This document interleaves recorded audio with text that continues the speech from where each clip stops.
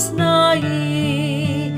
Bulak matu Tuhan Yesus si palua tu dipi dang ditulak hona dangol buan nasa dosami.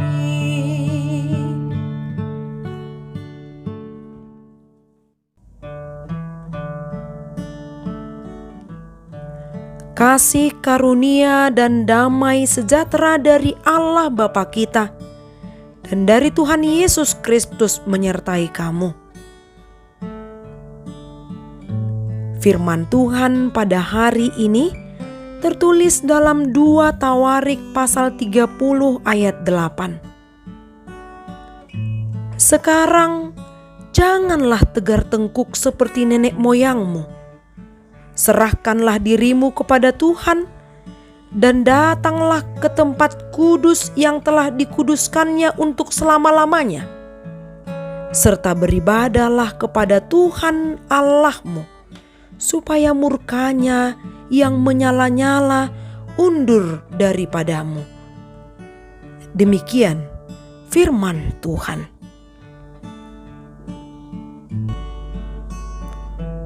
Serahkanlah dirimu kepada Tuhan. Hizkia adalah raja Yehuda yang dikenal sebagai raja yang takut akan Tuhan. Jelas berbeda dengan sejumlah besar nenek moyangnya yang tidak mau menurut akan kehendak Tuhan. Bahkan lebih menyenangi untuk menyembah ilah-ilah lain. Maka Hizkia pun tampil sebagai raja yang ingin menegakkan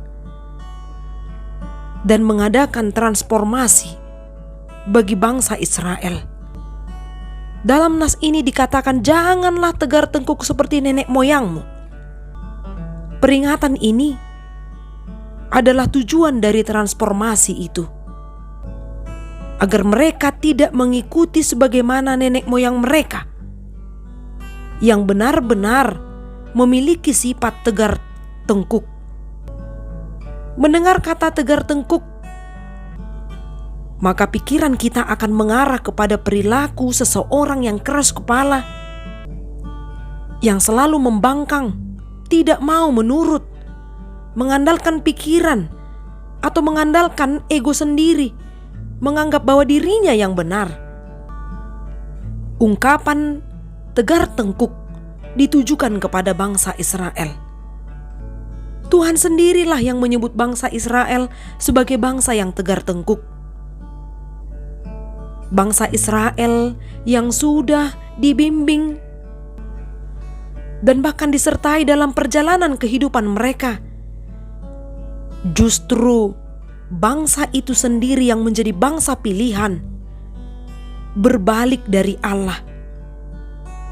Mereka membuat bagi mereka sendiri patung anak lembu emas dengan cara mengumpulkan anting-anting mereka, memahatnya, lalu membuat patung anak lembu emas untuk mereka sembah dan sujud sebagai pengganti Allah sesungguhnya.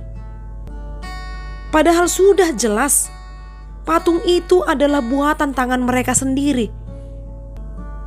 Tidak mungkin benda mati dapat berkuasa, memberikan kekuatan, dan bahkan menyertai orang yang hidup.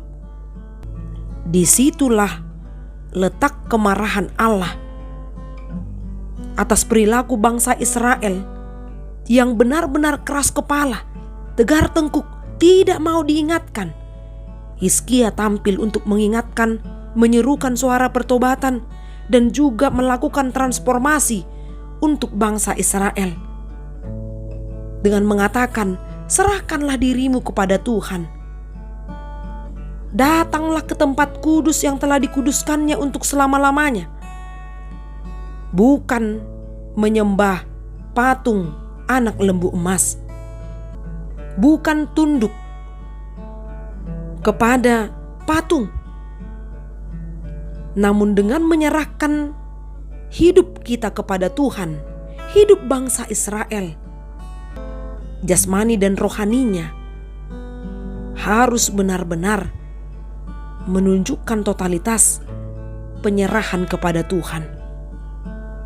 Dalam penyerahan diri kepada Tuhan, tidak boleh ada hal kompromi yang sifatnya misalnya hanya sesaat. Apapun kesulitan dan persoalan hidup, tetaplah beribadah kepada Tuhan Allahmu, supaya kemarahan Allah, murkanya itu yang menyala-nyala, undur daripadamu. Dengan bermurah hati, Allah kita mau mengampuni pelanggaran yang sudah kita lakukan, mau menerima kita dengan penuh kasih sayang. Serahkanlah hidupmu kepada Tuhan.